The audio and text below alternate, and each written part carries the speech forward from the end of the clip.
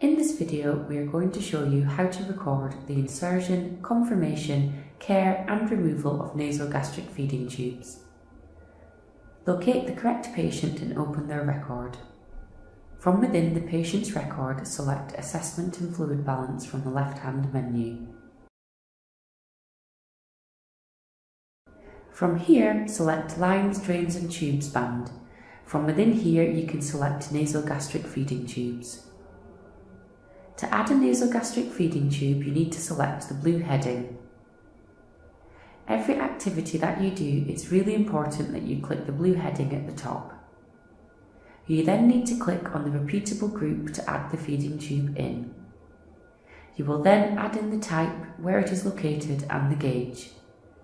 Once complete, click OK.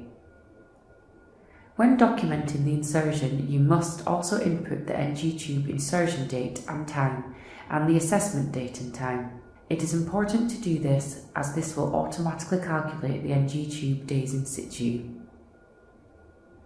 At the bottom here, it will highlight the activity you would like to perform. These include insertion, chest X-ray confirmation, assess and care, present on admission and removal. First, we will go through the insertion. Once we click on insertion, it will come up with the following fields that you need to complete. You must complete the relevant fields and make sure that you record who the tube was inserted by, typing in the field and searching for your name via the magnifying glass. Another important field to complete is length of tube inserted and when tested the pH. This yellow field means it is mandatory. This is whether the tube was safe to use or not. If the tube was unsafe to use, an automatic prompt will appear to request an X-ray. If we request the X-ray, you need to follow the correct process to do so via the Request and Care Plans tab on the left-hand side.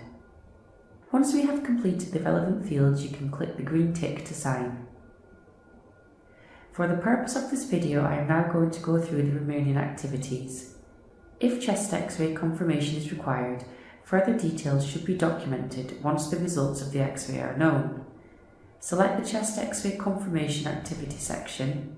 Click on chest X-ray confirmation from the yellow mandatory fields. Once you have completed the relevant fields, sign using the green tick. If tube is deemed unsafe to use, you must complete the removal documentation. We will cover this later in the video. If the tube has been deemed safe to use, we will now go on to the next activity, Assess and Care. Select Assess and Care from the activity section. Further fields will then show. Work your way through each field that opens and complete. The yellow fields are mandatory and the fields with the blue text have reference text attached for advice. Once you have completed the relevant fields, you can sign by selecting the green tick. The next activity is Present on Admission. This activity should be completed if the NG tube was present on admission and not all insertion details are known. Select Present on Admission from the activity list. Select Known or Unknown to account for the date or no date in the NG tube insertion date time field. The final activity we will go through in this video is removal. Select Removal from the activity section. Work your way through each field and complete.